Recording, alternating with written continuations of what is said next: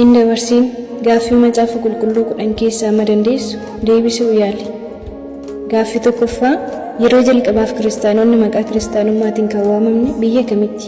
A. Israa'el, B. Samaariyaa, C. Biitaaniyaa, D. Anxookiyaa.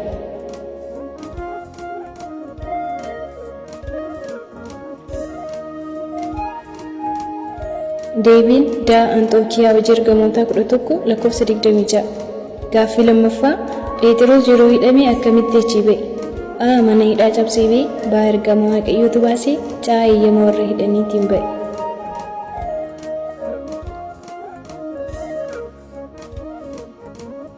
Deebiin B. Ergama Waaqayyootu baase. Hojii ergamootaa 12:7-8. Gaaffii sadaffaa Eeliyaas yeroo waqatee holqa dhagaa keessa ture Waaqayyo akkas jedheen, yaa Eeliyaas achiin darbuufan jira, sitti mul'adheen darbu holqa kana keessaa as ba'i gaafa jedheen bifa maaliitiin itti mul'ate? A. Abidda keessaan, B. Socho'a lafaatiin, C. Sagalee akkaasaa isaatiin.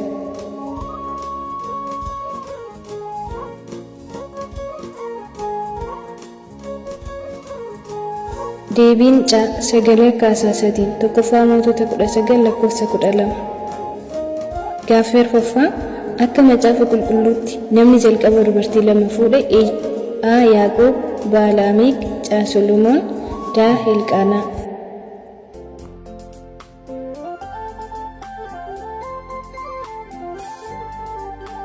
Deebiin B. Laameek seera uumamaa 4:19. Gaaffii shanaffaa umuriin lafaa Addaamii hamma Nohitti ture? A. 3,000, B. 3,650, C. 2,000, D. 1,970.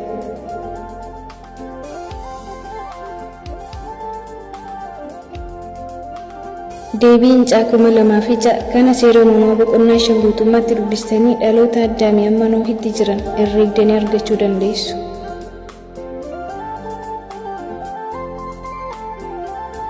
Gaaffii ja'affaa akka macaafa qulqulluutti namni lama osoo hin du'in gara Waaqaatti ol fuudhaman. Isaanis eenyu fi eenyu?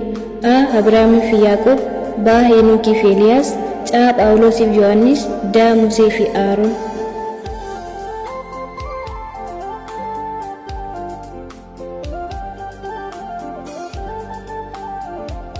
Deebiin B. Henook seera uumamaa 5:24, Eeliyaas lammaffaa Mootota 2 lakkoofsa 11.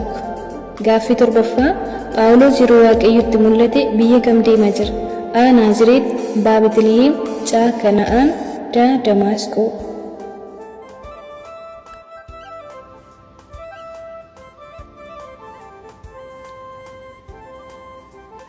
Deebiin D.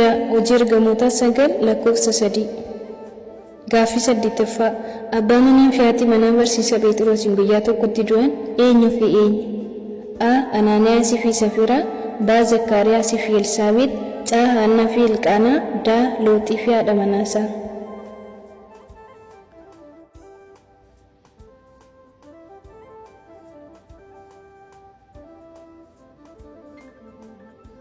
Deebiin A.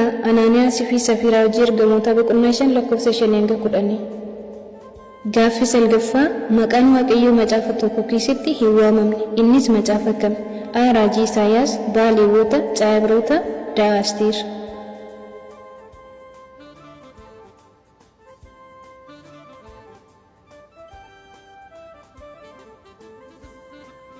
Deebiin Asteer. Gaaffii kurnaffaa inni kun gaaffii kooti namni kamuu naaf deebisa innis raajii Yohaannis Cuuphaa akkamitti du'e? Xiqsii macaafa wajjin naaf deebisuu yaala.